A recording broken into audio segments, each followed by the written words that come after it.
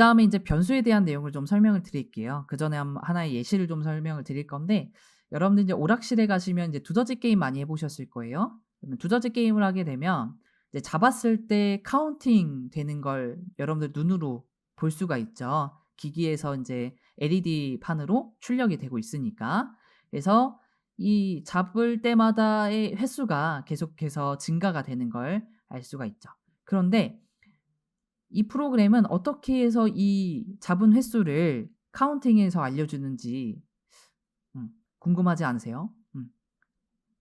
자, 어떤 방식으로 되냐면 사용자가, 즉 여러분들이 만약에 여러분들이 두더지를 잡았다라고 하게 되면 이 두더지 프로그램, 즉 기기 안에 내장되어 있는 두더지 프로그램이 신호를 받습니다. 그래서 몇 번째 두더지를 잡았네? 그러면 잡은 횟수를 카운팅 해야겠다라고 해서 이 프로그램 내부에 저장하는 그 공간이 있습니다. 횟수를 저장하는 공간. 그래서 그 공간에 카운트 1을 해주는 거죠. 플러스 1을 해주는 거죠. 그러면 여기에서 끝이 아니라 자, 내가 카운트를 1 해서 저장을 했으니까 이게 사용자에게까지 보여줘야겠다. 라고 이제 프로그래밍이 되어 있겠죠. 그래서 이 내용을 잡은 횟수에 이제 LED판에 갱신을 해주는 겁니다. 업데이트를 해주는 거죠. 그러면 잡았기 때문에 이 숫자가 1이 올라가서 3이 되는 겁니다. 자, 그래서 이 프로그램이라고 하는 것은 어떠한 정보를 저장할 수 있는 공간이 있어요. 그래서 이 저장할 수 있는 공간을 저희는 뭐라고 부르냐면 변수라고 얘기를 합니다. 변수. 네. 그래서 데이터를 담을 수 있는 하나의 상자를 만들고 이름을 부여한 다음에 그 이름에 내가 원하는 데이터를 담을 수가 있는 거죠. 네. 그래서 변수라고 하는 의미는 사전적인 의미는 변할 수 있는 수예요. 그런데 우리 프로그래밍에서는 데이터를 담을 수 있는 공간이라고 보시면 될 것 같습니다. 그래서 데이터를 담을 수 있는 공간이면서 언제든지 바뀔 수 있는 것이 바로 변수다. 이렇게 이해를 해주시면 될 것 같습니다. 자, 그러면 변수는 어떻게 사용을 하는지 보실 텐데요. 일단 우리가 프로그램 내에서 이제 저장할 수 있는 공간을 만들면 이름을 정의를 해야 합니다. 그래서 지금 보고 계시는 게 이 var 그리고 num이죠. var은 변수를 선언할 수 있는 키워드입니다. 그리고 플레임으로 얘기하자면 variable, 변수의 앞 글자를 따서 정의를 한 거죠. 그렇게 되면 이제 컴퓨터 내부에는 num이라고 하는 이름의 상자가 하나 만들어지고요. 여기 이제 데이터를 담는다라고 가정을 하면 3이라고 하는 데이터를 담아 볼게요. 그러면 이 3이라는 데이터를 중간에 이제 equal이라고 하는 게 있죠. 이 equal은 우리 수학적인 의미로는 같은지를 비교하는 건데 우리 프로그래밍에서는 오른쪽에 있는 이 값을 3이라고 하는 이 데이터를 num이라고 하는 이름의 변수에 즉 공간에 저장을 하겠다. 이런 의미로 이해를 해주시면 될 것 같습니다. 그래서 여기 보이시는 equal은 같다라는 의미가 아닌 대입에 대한 의미이다. 그래서 값을 변수에 대입하는 목적으로 사용을 한다라고 이해를 해주시면 될 것 같습니다. 네. 그래서 지금 보시는 것이 바로 변수를 선언하고 값을 담았기 때문에 초기화한다 라고 보시면 될 것 같아요. 네. 자, 그래서 다시 한번 보시게 되면 저희는 이 3이라고 하는 데이터를 이렇게 넣기 때문에 프로그래밍에서는 초기화라고 얘기를 하는 거죠. 자, 그래서 변수에 대한 특징을 좀 설명을 드리면요. 변수는 이 선언을 할 때 variable이라고 하는 키워드로 선언을 해야 합니다. 물론 하지 않아도 정의할 수 있지만 아직 지금 단계에서는 선언하지 않았을 때에 대한 의미를 바로 받아들이기에는 다소 어려울 수 있어요. 그래서 지금 단계에서는 변수라고 하는 즉 데이터를 저장하는 공간을 만들려면 variable 키워드를 사용해야겠다. 이렇게 이해를 해주시고 두 번째는 다른 프로그래밍 언어와는 다르게 자료형 즉 데이터의 형태를 정할 수 없어요. 미리 정할 수 없고 어떤 데이터를 담느냐에 따라서 그때 적용이 됩니다. 그래서 문자열을 저장을 했을 때 문자 형태로 인식을 하는 거고 숫자 데이터를 넣으면 숫자로 인식을 하는 거죠. 그리고 이 세 번째 특징은 두 번째와 좀 연관이 있기는 한데 아무런 데이터를 저장하지 않으면 형태도 없고 데이터도 없습니다. 그래서 undefined라고 하는 우리 자바스크립트에서 표현하는 타입이 있어요. 즉 아무것도 지정되어 있지 않은 상태를 얘기합니다. 그래서 이런 특징들을 가지고 있는데요. 저희가 한번 실습을 통해서 한번 변수라고 하는 것을 선언하고 초기화하고 출력도 해보도록 하겠습니다.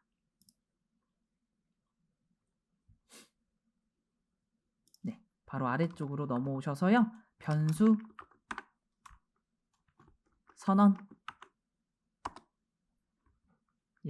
정의를 할게요. 자, 변수 선언은 베리어블 키워드 작성해 주시고 num 쓰신 다음에 제가 보여드린 것처럼 예시처럼 만들어 볼게요. 그럼 3이라고 해주시고 세미콜론 하시게 되면은 num이라고 하는 변수에 3이라고 하는 값이 데이터가 저장이 된 겁니다. 자, 정말 저장이 되었는지 한번 확인을 해볼게요.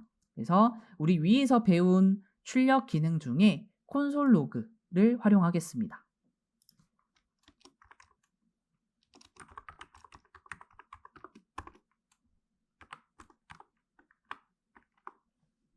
네, 이렇게 작성을 해주시고요. 괄호 안에 저희가 실습할 때는 문자열로 넣거나 이런 기능을 넣었는데요.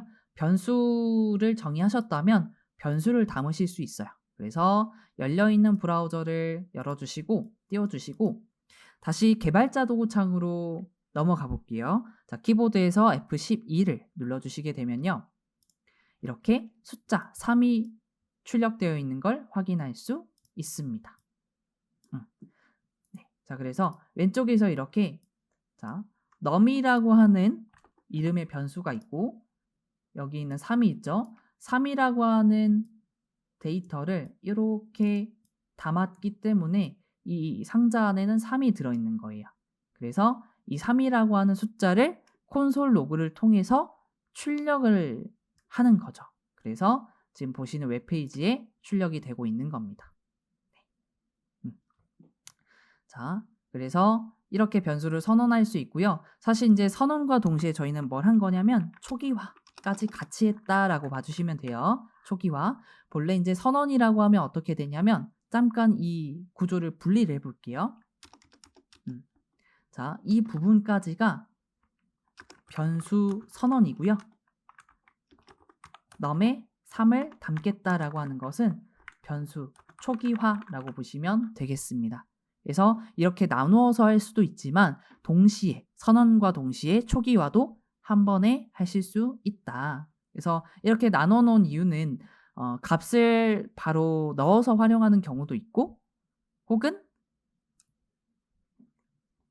공간만 만들어둔 상태에서 나중에 이제 데이터를 담아서 쓰는 경우들이 있습니다. 그래서 상황에 따라서 활용을 할 수 있어야 되겠죠. 그래서 제가 이제 두 가지를 한번 같이 보여드린 건데 이렇게 선언과 초기화를 나눠서 할 수도 있고요.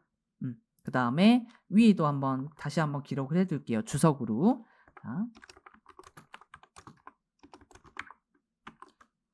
이렇게 한 줄로 정의한 것도 똑같이 3을 저장을 하는 거다라고 보시면 될 것 같아요. 네.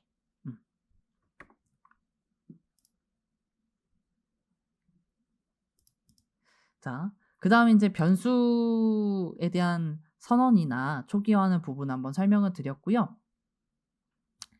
변수명에 대한 규칙을 좀 몇 가지 설명을 드릴게요. 변수명을 정의를 하실 때에는 규칙이 좀 있습니다. 영어 문자와 언더바, 숫자를 이용해서 만드실 수 있어요. 그래서 아래에 간단하게 예시를 한번 보여드렸는데 단순히 영어 단어만 쓰실 수 있고 언더바를 앞에 붙이실 수도 있고 뒤에 숫자를 붙이실 수도 있고 언더바와 숫자를 같이 붙이실 수 있어요. 그런데 아래 보시면 사용 불가능이라고 하는 부분이 있습니다. 뭐냐면 숫자가 먼저 오면 안 되고요. 그 다음에 num과 숫자를 같이 쓰는데 이 중간에 공백이 있어서는 안 돼요. 공백이 있으면 num이라고 하는 것과 1이라고 하는 것을 별개의 텍스트로 인식을 합니다. 그래서 중간에 연결고리로 언더바를 붙여주시는 게 아니면 반드시 붙여주셔야겠죠. 그리고 특수 문자 중에서도 인식이 되는 게 있는데 이 앞에 보이시는 이 기호 같은 경우에는 따로 이 변수로서 인식을 하지 못합니다. 네, 그래서 특수 문자 중에서도 언더바 같은 경우는 변수의 이름으로 활용할 수 있다라고 보시면 됩니다. 두 번째는 대소문자를 구분을 해요. 그래서 아래에 보시는 것처럼 소문자 넘버와 대문자 넘버는 구분이 된다. 그리고 예어어는 변수 이름으로 사용할 수 없다. 예를 들어서 저희가 변수를 사용할 때 베리어블 키워드를 쓰죠. 이외에도 다양한 키워드들이 있는데 이 키워드들은 변수 이름으로 사용할 수가 없습니다. 그래서 만약 이 이름을 사용하고 싶다면 숫자를 붙이시거나 약간의 변화를 주셔야겠죠. 그 다음 세 번째는 변수 이름의 형태입니다. 표기법이 좀 여러 가지 방법들이 있어요. 예를 들어서 카멜 표기법, 파스칼 표기법, 스네이크 표기법이 있는데요. 예시로 작성을 해놨어요. 그래서 우리가 변수를 정의할 때 하나의 단어를 써서 정의를 할 수도 있지만 이제 2개 내지 3개, 많으면 4개까지 단어를 붙여서 정의하는 경우도 있습니다. 그에 따라서 어떻게 표현을 할 것인가에 대한 게 바로 표기법인데요. 보시는 첫 번째 카멜 표기법은 첫 번째 단어 같은 경우에는 소문자로 시작을 하고 그 다음에 두 번째부터는 단어의 첫 글자를 대문자로 사용을 합니다. 그 다음에 파스칼 표기법은 모든 단어의 첫 글자를 다 대문자로 표현하는 방법이고요. 마지막 스네이크는 언더스코어를 이용해서 사용을 하는 겁니다. 단어를 연결짓는 거죠. 그래서 사용하는 언어에 따라서 특성상 이 표기법을 달리해서 좀 사용을 하거든요. 그래서 저희 자바스크립트에서는 이 카멜 표기법을 이용을 해서 변수명을 정의하도록 하겠습니다. 네.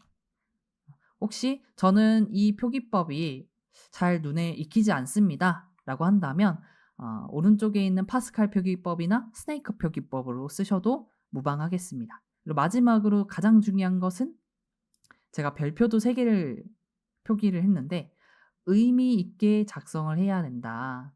자, 우리가 프로젝트라고 하는 것을 진행할 때 보통 혼자 1인 프로젝트를 진행하는 일은 그렇게 많지가 않아요.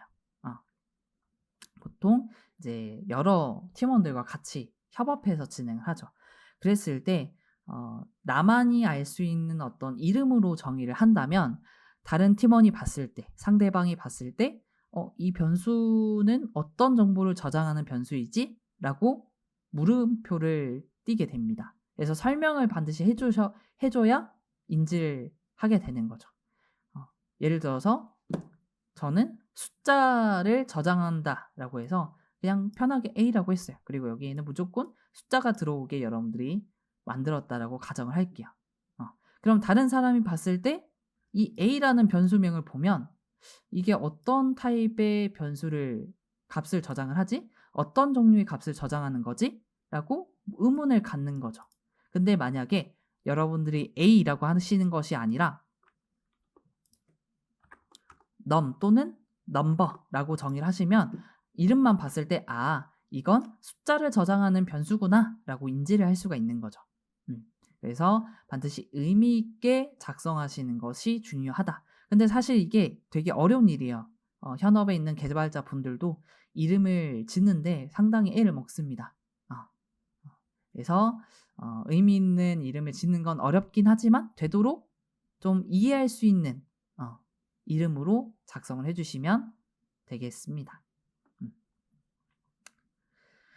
자, 그리고 이제 이어서 설명드릴 내용은 제가 이제 여러분들 변수를 선언할 때 반드시 이제 어떤 키워드를 이용을 해야 되냐면 잠시만요.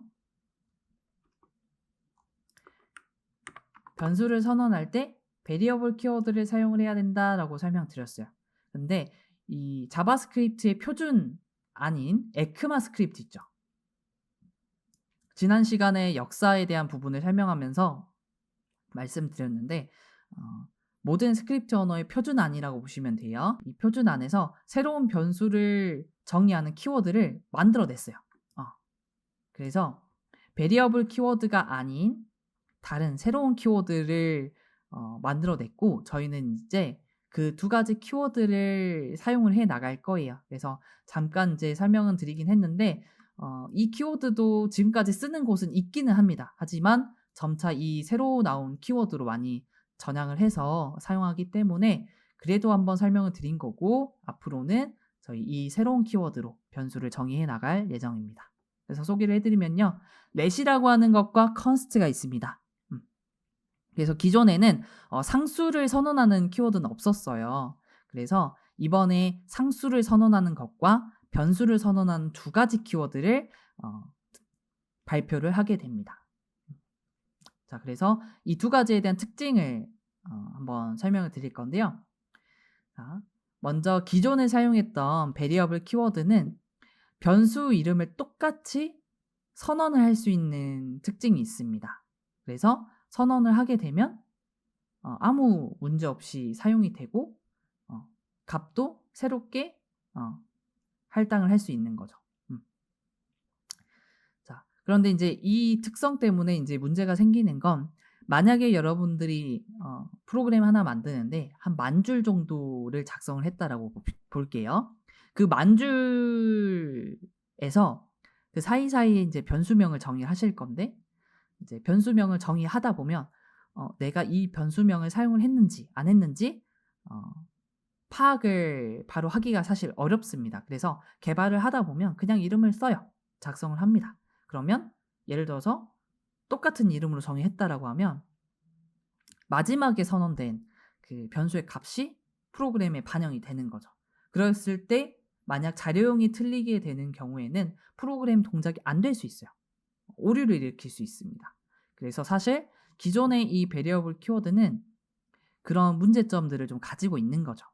그래서 표준 안에서는 새로운 변수 키워드를 만들어낸 게 바로 let이라는 키워드입니다. 그래서 let이라고 하는 키워드는 베리어블 키워드처럼 똑같이 재선언을 하려고 하면 오류를 일으킵니다. 그래서 한번 정의한 이름은 사용할 수 없습니다 라고 하는 오류를 일으키기 때문에 훨씬 더 개발자들 입장에서는 체크하기가 이제 수월해지죠.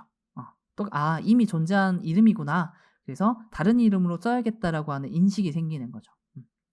그리고 이제 두 번째는 상수를 정의하는 건데요. 이제 변수의 반대는 상수라고 하는 용어가 있어요. 그래서 상수는 const를 키워드를 이용을 하면 일단 변수를 똑같은 이름으로 만들 수도 없고 한 번 정의한 값은 이후에 변경도 안 됩니다. 네.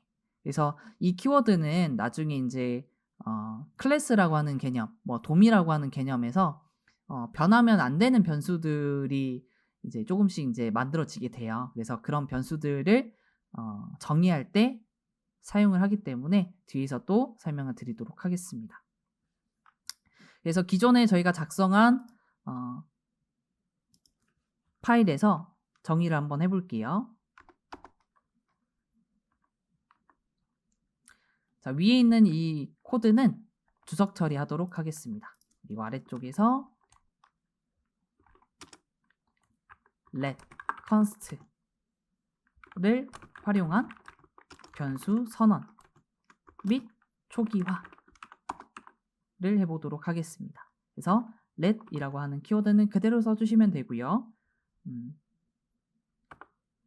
num은 5라고 하겠습니다. 자, 그리고 아까 예시에서 보여드린 게 똑같은 이름으로 선언을 할 수 있는가? 이제 이렇게 오류를 일으키죠. 그런데 이제 기존의 과거 버전의 키워드는 이렇게 작성하시면 오류를 안 일으키죠. 그래서 만약에 출력을 하게 되면 이 결과는 숫자 2가 나오는 거죠. 5가 아닌 2로 바뀌어서 나오는 거죠. 한번 확인을 해볼까요? 확인해 보시면 분명히 위쪽에서 5라고 정의했는데 마지막에 2로 초기화를 했기 때문에 결과가 2가 나오죠. 그래서 이런 부분들이 문제가 좀 되죠. 그래서 let이라는 키워드를 사용하면 이런 문제도 없어지죠. 그리고 콘솔에도 문제가 띄워집니다. 이런 식으로 syntax 에러는 어떤 의미냐면 문법 오류예요. 문법 오류. 그래서 num이라고 하는 이 변수가 이미 정의가 되어 있어. 그래서 사용할 수가 없어 라고 하는 오류를 발생을 시킵니다. 네. 그래서 이 두 번째 있는 선언한 num을 지워주시게 되면은 아무 문제 없이 출력할 수 있죠. 자, 두 번째 상수입니다. 자, 상수는 const로 정의를 하고요. 이 const의 변수명은 다르게 갈게요. 자, 이 상수를 정의하게 되면은 기본적으로 이 변수에 다른 값을 정의하실 수 없어요. 한번 출력해서 확인을 해보면요. 자, 5는 출력이 됐는데 오류를 확인해 보면 type error라고 띄워져 있습니다. 자, assignment to constant variable. 자, 이 constant variable은 이제 할당에 대해서 이제 오류를 일으키는 거거든요. 자, 상수는 새로운 값을 할당할 수 없다라는 겁니다. 네. 그래서 이 두 번째 작성한 초기화 코드는 이렇게 주석처를 해주셔야 아무 문제 없이 보여지고 있죠. 자, 그래서 위에서 한번 작성했는데 이 부분은 정의를 해드리면 여기 위쪽에서 정의를 할게요. 이 let이라고 하는 키워드는 변수명을 중복으로 정의할 수 없다라는 특징을 가지고 있습니다. 그리고 const 같은 경우에는 상수를 정의할 때 사용을 하고 그리고 한번 초기화한 값을 다른 값으로 변경할 수 없다라고 봐주시면 될 것 같습니다.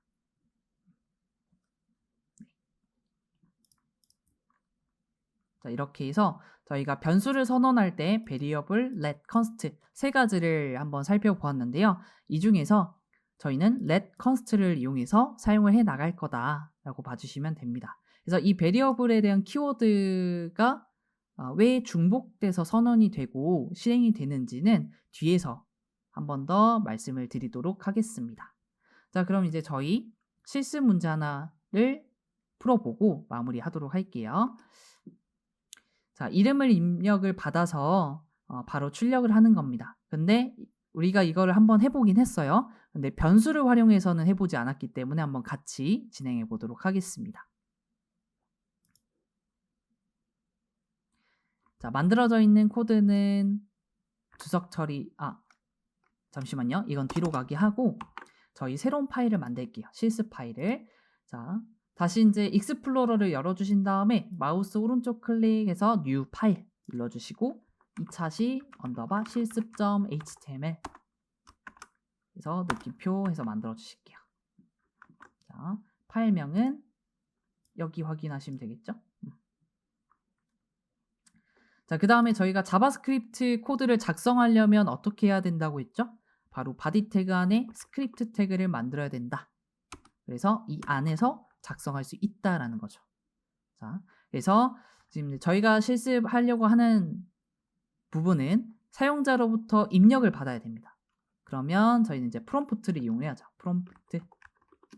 그래서 문자열로 어떤 내용을 출력을 할 것인가? 바로 이름을 입력해 주세요 라고 메시지를 출력 내용을 작성을 하시면 됩니다. 자, 그러면 이제 실행하시면 잠시만요. 저희가 새로운 파일을 만들었기 때문에 다시 새롭게 실행을 해줄게요. 자, 열려있는 브라우저는 내려주시고 마우스 오른쪽 클릭해서 실행 해주시면 이렇게 띄워지죠. 자, 그러면 이제 앞에서 설명드렸던 내용 중에 하나가 뭐냐면 입력을 하고 나서 엔터를 누르면 출력이 바로 되지가 않는다. 그래서 출력문과 같이 활용을 해야 된다라고 설명드렸는데, 자, 저희가 변수라는 개념을 배웠어요. 그래서 저희가 이 기능을 이용했을 때 입력한 내용을 변수에 담을 수 있게끔 만들어주면 되고요. 그 변수를 이제 출력문과 같이 활용해서 출력을 해보도록 할게요. 자, 그래서 취소를 눌러주시고 우리 프롬프트 앞에 변수명을 만들어 줄게요. 자, 변수 선언할 때 저희 키워드 어떤 거 사용하기로 했냐면 let이라고 하는 키워드, 그리고 이름을 입력해 주세요. 즉 이름을 입력을 받는 거니까 그 값을 저장하는 변수명은 어떤 걸로 지정하면 좋을까요? 바로 name이겠죠. 그래서 name이라는 이름으로 정해 주시고 이렇게 equal 대입하는 이 기호를 입력을 해주시면 됩니다.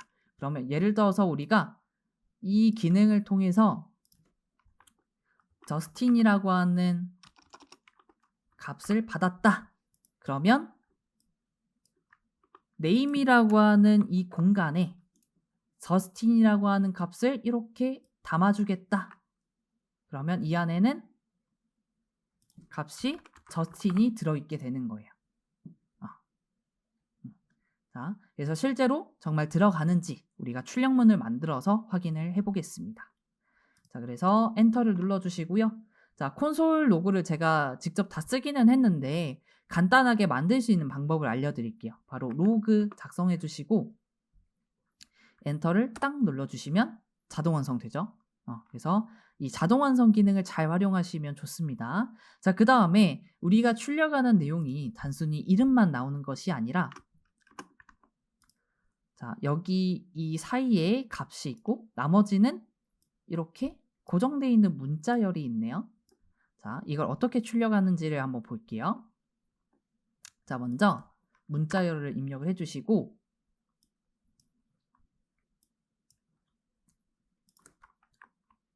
반갑습니다 를 먼저 써줍니다. 그 다음에 작은 따옴표의 끝을 벗어나서 플러스 기호를 넣어주시고 변수명을 써주실게요. name. 자, 딱 여기까지만 해서 한번 확인해 볼게요. 자, 웹페이지를 다시 열어주시고요. 자, 취소를 눌렀다가 새로 고침 다시 한번 해보실게요. 그래서 저스틴 입력하고 확인하신 다음에 개발자 도구 창을 열어주시면 자, 바로 이렇게 나오게 됐죠. 자, 그래서 나중에 이제 연산자 부분을 설명드리긴 할 건데 변수와 변수를 같이 이렇게 플러스 연산을 해주게 되면 문자열을 붙여줍니다. 지금 보시는 것처럼 이렇게 붙여주는 역할을 하는 거예요. 네. 그러면 단순히 어떤 값만 출력을 하는 게 아니라 내가 추가적으로 어떤 예쁜 멘트들을 더 추가해서 사용자에게 보여줄 수 있는 거죠. 자, 그러면 좀 더 다듬어 보면 느낌표 뒤에 엔터를 넣어주시고 name이라고 하는 변수 뒤에 다시 한번 플러스, 그리고 문자열의 의미인 작은 따옴표 추가해 주신 다음에 님 하고 느낌표, 즐거운 하루 되세요 느낌표, 이렇게 작성을 해보겠습니다. 자, 그리고 브라우저를 열어서 확인을 해볼게요. 새로 고침해서 다시 한번 시도하겠습니다. 저스틴 확인. 자, 그러면 여기에 저희가 작성한 문자열대로 그대로 보여지고 있죠. 대신에 이제 변수 부분은 이렇게 값이 달라져서 나옵니다. 그래서 문자열과 변수를 이 더하는 플러스 기호를 이용을 하면 문자열을 예쁘게 만들 수 있다. 붙여서 예쁘게 만들어줄 수 있는 거죠. 자, 여기까지 해서 저희 실습 문제 한번 풀이를 해봤고요. 정리하도록 하겠습니다. 그래서 오늘 배운 내용은 입력과 출력에 대한 내용과 변수입니다. 그래서 입출력은 저희가 프롬프트와 컨펌 두 가지를 배웠고요. 출력은 alert, console.log, document.write. 각각의 내용은 사용자로부터 키보드를 입력을 받는 것, 그리고 확인 또는 취소 버튼을 입력받는 것이 입력에 대한 기능, 그리고 대화 상자를 열어주거나, 즉 자그마한 창을 웹페이지에 띄워주거나, 아니면 개발자 도구 창에 보여주거나, 웹페이지 자체에 출력하는 기능들을 살펴봤고요. 그리고 두 번째 변수는 우리 프로그램에서 데이터를 저장할 수 있는 공간이라고 설명을 드렸어요. 근데 그 공간이 그냥 이 공간이 데이터가 들어가고 끝이 아니라 언제나 새로운 값으로 또 변할 수 있는 그런 수입니다. 그래서 변수는 우리 프로그램에서 가장 기본적이고 많이 활용되는 요소예요. 문법이에요. 그래서 반드시 이 변수에 대한 의미를 기억해 주시고 선언할 수 있어야 돼요. 여러분들이 선언하고 초기화할 수 있어야 됩니다. 그래서 이거 이제 우리가 만드는 앞으로의 프로그램에 어떻게 활용할 것인가를 항상 고민하시면서 사용을 해야 된다. 그래서 저희 실습할 때에도 항상 변수 선언해서 활용을 할 거니까 이 변수를 꼭 기억을 해주시면 좋을 것 같습니다. 그래서 특징으로는 데이터를 저장할 때 자료용이 결정이 되는데 이 자료용은 이 다음 시간에 설명을 드리도록 하겠습니다. 자, 여기까지 해서 오늘 수업은 마치도록 하고요. 오늘 배웠던 내용 꼭 복습해 주시고 다음 시간에 뵙도록 하겠습니다.